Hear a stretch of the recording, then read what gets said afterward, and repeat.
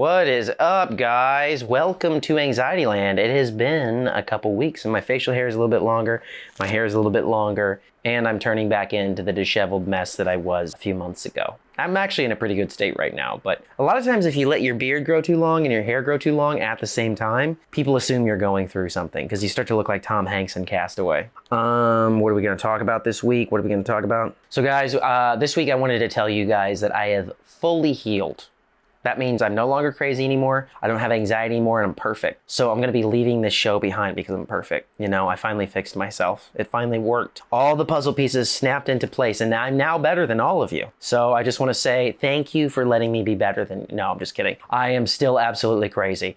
There's two types of people I've noticed in this self-help, self-development journey. They're the people who are just, you know, they kind of have like problems. And then there's people who like are just really, really crazy, you know? I talk to some of those people when I meet them in the self-help space. They'll be like, so what's your favorite kind of therapy? And I'll be like, you know, I kind of like cognitive behavioral therapy. And they'll be like, have you heard of body mapping re-imprinting? And I'm like, what the hell is that? They're like, body mapping re-imprinting. Arthur Milwaukee teaches it. It's amazing. And I'm like, oh, okay. You're one of those crazy people who collects Beanie Babies and does energy healing in their house, you know? Let's just put it this way. They're on the cusp of Scientology. That's what it is. It's self-help, and then the very end is cusp of Scientology. And that's where a lot of these people are. So guys, I've been talking each week about the things that are actually working for me. So this week, we're going to be talking about 12-step programs. Now, 12-step programs, it was actually started by two guys named Bill W. and Dr. Bob, which Dr. Bob just sounds like a really unhealthy soda. Like somebody drinks too many sodas and they belch. It's like, sorry, drank too many Dr. Bobs today. And it's like, yeah, you did. I can smell it. It smells like bologna. I don't know if you noticed that, but like when there's some people who just every time they belch, it smells like bologna. It's sick. So these two guys, they started Alcoholics Anonymous, and I think it started in the 30s, and they were the first people to claim addiction was a disease. So what they found is there were a lot of people that were addicted to alcohol, okay? And they could not stop drinking no matter how unmanageable their lives had become. So there are actually 12 steps to Alcoholics Anonymous, and there's 12 steps to all 12-step programs, and that's what the model is founded on. So you go through the 12 steps, and you basically go to what's called recovery meetings. Now, in recovery meetings, you are sitting in a room and you are just confessing basically your shame that's around this addiction. So what it does is it lessens the shame and it keeps you from hiding. So when somebody comes in there and they're like, yeah, I got plastered and I made out with my cousin, people are like, hi, Jerry. So it's like, you know, just it helps people. It helps cousin maker outers. You know what I mean? Because Alcoholics Anonymous became so successful, a bunch of other 12-step groups opened up with a ton of other addictions, be it Narcotics Anonymous, Codependence Anonymous, Sex Addicts Anonymous, Sex and Love Addicts Anonymous, Under Earners Anonymous. Like there's so many, Adult Children of Alcoholics, Al-Anon. There's all these 12 steps because they found out that this is just a good formula for anybody who has obsessive compulsive thoughts and who really, really wants to act out on their addictions. Here's my issue. Before I jump into this and talk about how much I love 12-step programs, because I do, I think they're very effective, I want to talk about my issues with 12-step programs. The first issue is they can get a little culty sometimes because in 12-step, there's these phrases that people say. Particularly like at the end of meetings, it's very culty, like keep coming back, it works if you work it and you're worth it. You're gonna get some recovery, brother. It's like, can you just say I'll see you next week? My other issue with 12-step programs is the constant affirmation of the addiction that you struggle with. So for instance, a lot of times in meetings, one of the first steps of recovery is admitting that you have a problem. And the first step is actually admitting that you're powerless over this thing because you've tried to stop in so many ways and you just can't. So there is a power in acknowledging that, hey, you know, I've got a problem. This is my issue. But then there's some people who every time they speak up in the room, they'll be like, hey, Douglas, gambling addict. It's like, I know you've said that 74 times, Douglas. And what ends up happening is you are constantly affirming gambling addict, gambling addict, gambling addict. Don't you forget that you're just an addict. And I don't know, for me, I don't really like that, you know? And the other thing too is people always talking about like the disease. I get the disease of addiction, but people will be like, yeah, you know, I got this disease. it's called sex. It's like, that's why you're here, Jerry. Like, I was actually hanging out with one of my friends who was in a 12-step program one time, and a girl walked by in yoga pants, and he like looked at her. He did like one of those like whole body turns to where he was like that. And then he just looked back up at me. He goes, sorry, it's a disease. It's like, dude, that is not a disease, okay? Like, you don't need to check yourself into Betty Ford over that. And last but not least, the thing that I really don't like about these programs is the constant like pathologizing of everything in 12-step. Like, you'll be like, man, I'm having really, really bad road rage right now. And they'll be like, it's the codependency. It's like, or I'm just really stressed out right now. There's also that. And it's like, don't worry, I'm not offended. It's your disease talking. It's like, dude, just relax, okay? So what do I like about 12-step programs now that I have effectively roasted them? Well, a lot of things. First off, in the Bible, it says, confess your sins to one another so that you may be healed.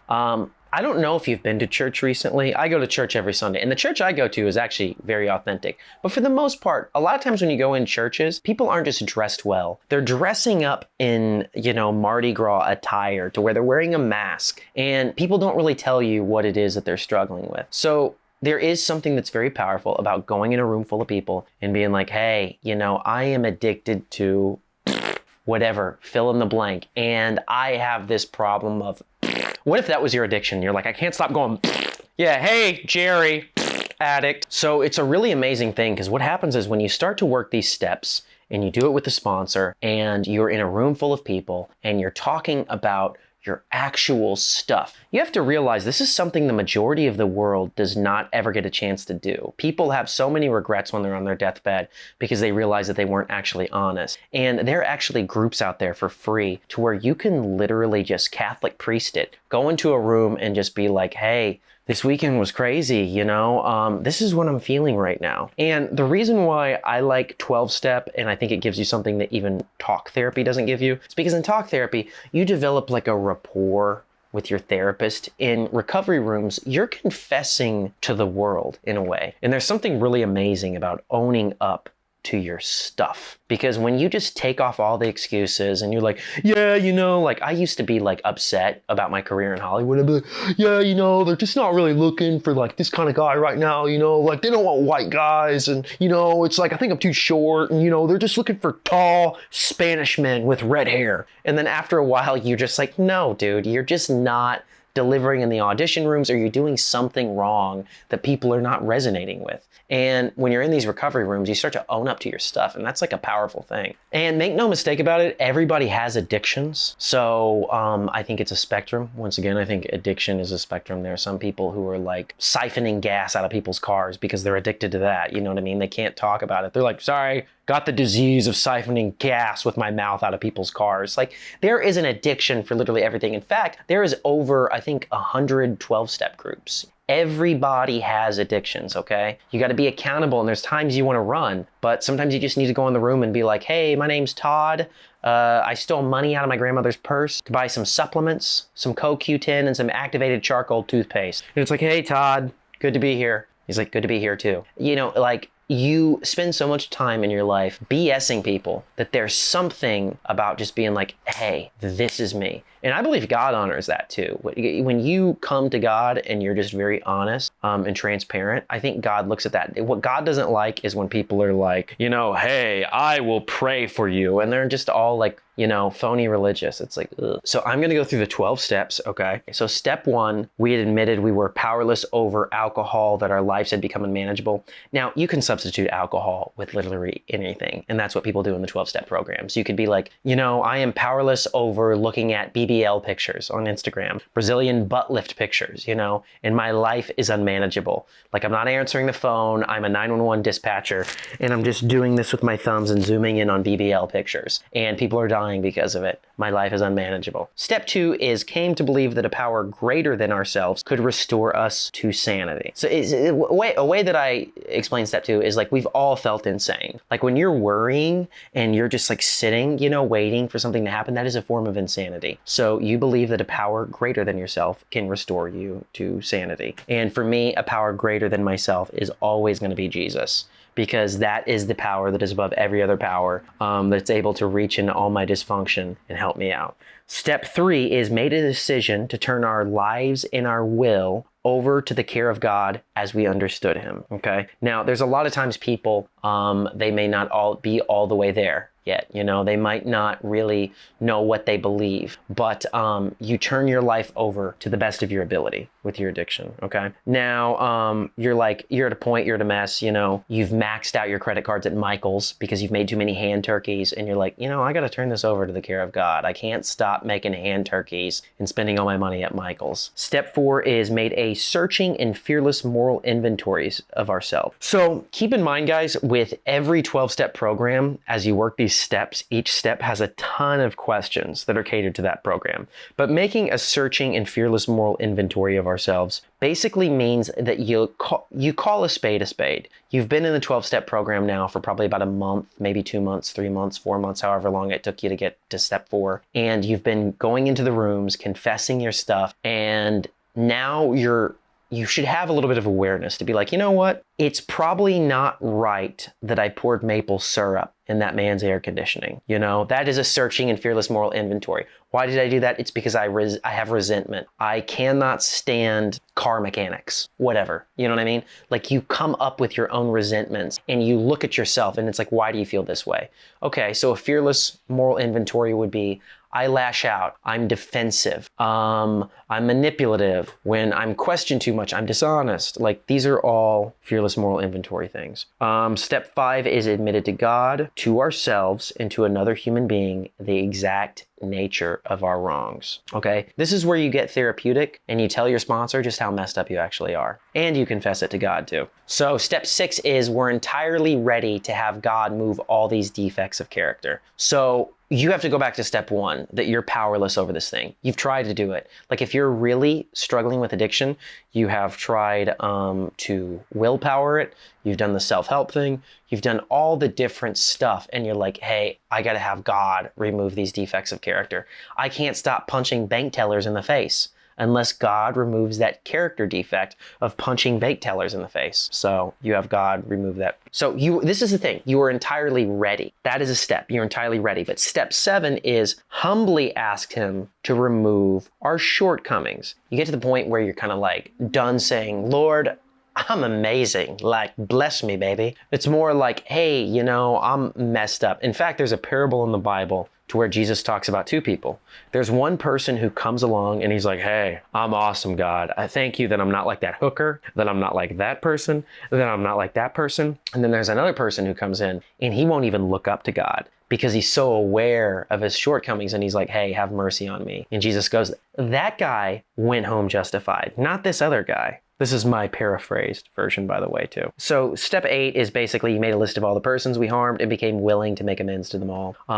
You keyed your manager's car. You did something crazy, whatever it is that you did. I don't know what you did, but you did something bad and you need to feel shame and remorse. No, you just are willing to make amends to them. You see what I'm saying? That's step 8. You became willing to make amends to them. But step 9 is you made direct amends to such people wherever possible. Step 10, continue to take personal inventory, and when we were wrong, promptly admitted it. So this is a new way of life now. You get this. Soon as you do something wrong, take responsibility. And you continue to take personal inventory. Like, hey, I did something crazy. I'll give you a good example. I was in a 12-step meeting the other night, and the 12-step leader, there was a misunderstanding about me and him. And when I went, he scoffed. He goes, and for some reason, it made me so angry. And I was like, don't scoff at me. And I go, peace out. And then I just walked out of the room. And then all of a sudden I walked out and I felt like God was like, hey, is this how you want to leave an interaction with other human beings in the room? So I went back in there and I was like, hey guys, Matt,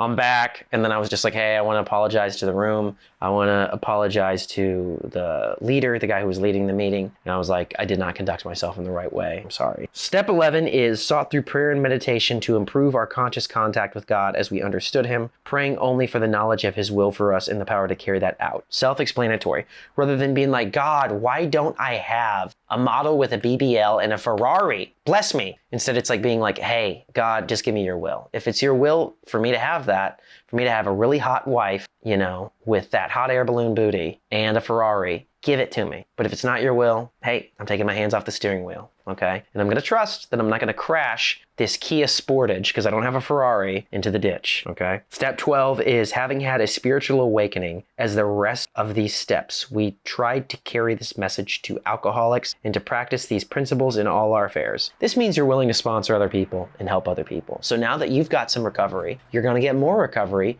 as you reach back and you help other people who are like in the throes of their own insanity, and you help walk them through the steps in the program. That's it. So guys, this has been another episode of Anxiety Land. I actually wrote some taglines down on it, and I want to see if any of them maybe resonate with you guys. You can let me know in the comments. So this is what I'm thinking. Let's see here. Welcome to Anxiety Land, the scariest theme park on earth. No.